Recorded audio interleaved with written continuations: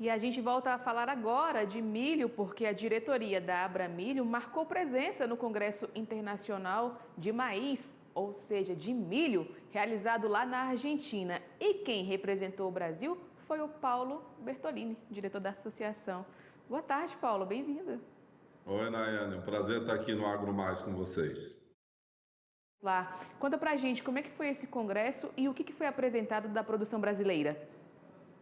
Então, Nayane, eu participei de um painel de discussões sobre a colaboração entre os países nesse mercado mundial de milho. Existe uma aliança internacional chamada Maisol, onde o Brasil participa, é fundador dessa aliança, junto com a Argentina e os Estados Unidos. Esses três países hoje já são responsáveis por quase 60% da produção mundial de milho e em torno de 80% do comércio internacional do milho.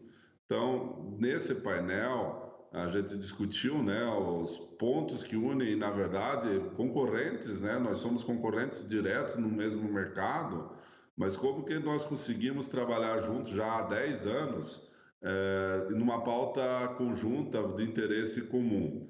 Então a gente contou muito sobre essa história e na minha apresentação em especial eu falei da história do milho aqui no Brasil, né? E a gente defende na Abramilho, Nayane, que o Brasil vai ser conhecido em breve como o país do milho, não o país da soja. Nada contra, né? Até porque quem produz soja também produz milho. Mas em termos de volume de produção, o Brasil vai passar a ser mais significativo o milho do que a própria soja. Em alguns estados isso já está acontecendo, principalmente o Mato Grosso, que é o principal produtor de grãos do Brasil. E ali a gente faz um histórico, né? Eu fiz esse histórico desse crescimento, a aparição lá da segunda safra como a principal safra de produção, na época, lá por 2011, era conhecida ainda como safrinha, e hoje é uma grande safra, né? Uma safrona, já com mais de 100 milhões de toneladas nela. A terceira safra também aparecendo com uma importância acima de 2 milhões de toneladas e com uma possibilidade de crescimento. Falamos também sobre biotecnologia, o quanto que a biotecnologia aumentou, né, os ganhos de produtividade no Brasil. Falamos também sobre o projeto Prospera, que levou tecnologia, técnicas, conhecimento a produtores familiares lá do Nordeste. Hoje são mais de 5 mil produtores que receberam esse treinamento. Eles saíram, só para você ter ideia, Nayane, de uma produção média de 20, 25 sacas por hectare para 130, 140 sacas em um prazo curto aí de 3 anos, simplesmente por adoção de biotecnologia, uma adubação correta, técnicas de processamento de forma correta. Então, o potencial brasileiro, mesmo nessas áreas onde chove muito pouco, 400, 500 milímetros de chuva por ano, é muito grande. Isso nos faz otimistas nesse cenário futuro que o Brasil vai ser conhecido como o país do milho. E o etanol também, né? Eu falei um pouco sobre etanol, né? Hoje já mais de 10% da produção já é destinada ao etanol. O etanol, ele não produz só o etanol, né? O etanol de milho, né? O milho não produz só etanol, tem coprodutos desse processo que agregam valor, né? Hoje são quase 800 coprodutos diferentes que é possível ser produzido a partir do milho. Então, o potencial do milho como um grão nobre, embora ele tenha ainda um valor baixo, é muito grande de agregação de valor e de distribuição desse valor ao longo de toda a cadeia. Também foi falado aí sobre as questões meio chatas também, né, digamos assim, as dificuldades enfrentadas pelos produtores de milho aqui no Brasil. Paulo, por que compartilhar isso com a Argentina, que seria uma das nossas concorrentes? Assim, a gente conhece as dificuldades, não tem como esconder, né? De todos os países, cada um tem os seus desafios e a gente acaba conhecendo. Eles escutarem de nós, talvez entre por uma outra perspectiva. Uma das nossas dificuldades, entre tantas, é justamente a questão da armazenagem de grãos. Hoje o Brasil tem um déficit de armazenagem que todo dia aumenta, a cada mês que a Conab divulga os dados, a gente percebe o déficit aumentando já de 125 milhões de toneladas. Ou seja, 125 milhões de toneladas de grãos, que não é pouca coisa. Para você ter ideia, a Argentina produz 50 milhões de toneladas de milho. 125 milhões de toneladas de grãos não tem espaço para ser processado de uma forma adequada e armazenado também de uma forma adequada. E o milho é um dos produtos que mais sofre com isso, pelo valor dele, né? Você, num hectare de milho, se produz aí 2,5 vezes a produção que produziria a soja, com preço também 2, 3 vezes mais barato do que a soja. Então, ele também é colhido com mais umidade, precisa de estruturas de secagem também. Então, você vê que o milho ele precisa de um investimento de infraestrutura dentro da fazenda, principalmente, bastante significativo e que o Brasil hoje ainda não tem.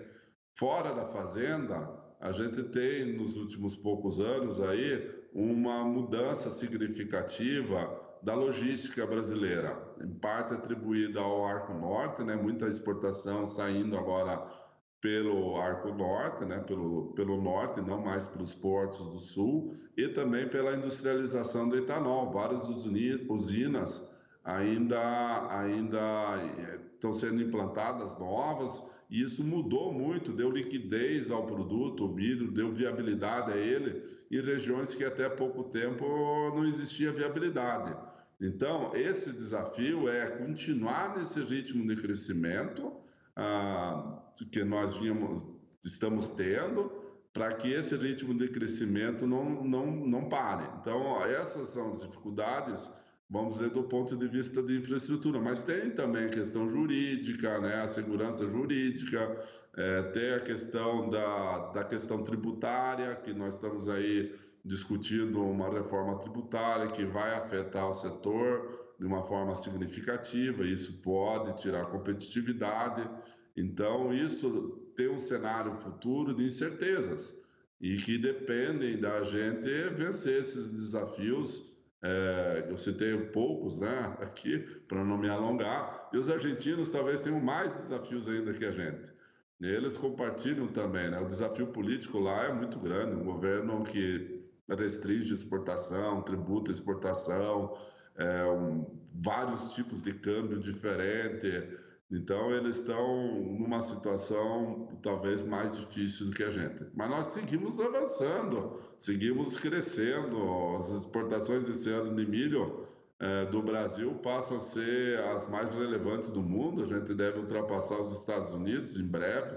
A China, até o ano passado, que não importava milho, já é responsável, já é a maior importadora de milho do Brasil, já é responsável por 20% da nossa exportação, e a gente exporta em torno de 35% do nosso produto. O resto é industrializado, consumido aqui dentro do Brasil mesmo.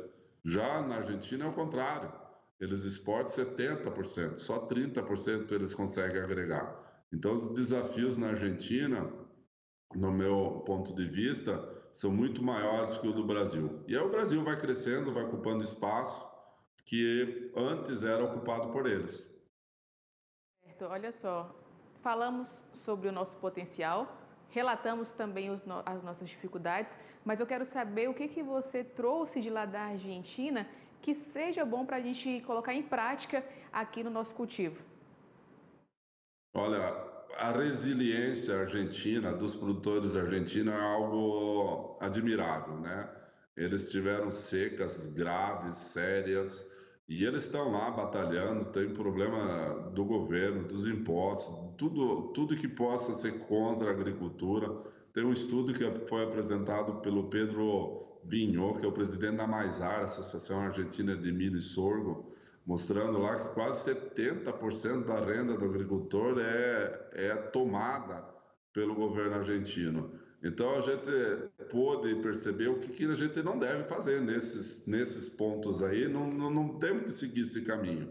Mas o que me chamou a atenção foi que, mesmo com tudo isso, o agricultor argentino é bastante resiliente. A outra coisa, a visão de colaboração entre os países, mesmo que sejamos concorrentes, a gente tem uma pauta em comum, a gente faz missões para o exterior, abrindo mercados de forma conjunta. Trabalhamos muito na questão da regulação, né? Muitos países utilizam a regulação como uma barreira comercial e nós, Brasil, Argentina, Estados Unidos, vamos juntos nesses países dizer, olha, nós produtores brasileiros desses 3 países produzimos dessa forma, queremos que a regulação ela seja mais simplificada, mais rápida, para que a tecnologia disponível hoje já possa ser adquirida e introduzida no nosso país. Se essas autorizações dos países de destino que nós exportamos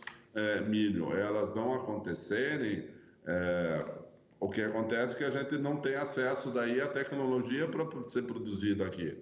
E, em tese, toda a tecnologia nova, ela está sendo implantada porque ela tem alguma vantagem em relação à tecnologia antiga. Senão não fazia sentido de a gente trazer coisas novas. Então, quanto mais rápido a gente trabalha nessas liberações, nessa regulação dos países importadores, mais rápido a gente tem acesso a essas tecnologias para serem implantadas aqui nos nossos países. Paulo, muito obrigada pela sua entrevista, obrigada pelas suas informações. Você é sempre muito gentil. Obrigada. Nayane, um abraço a todos.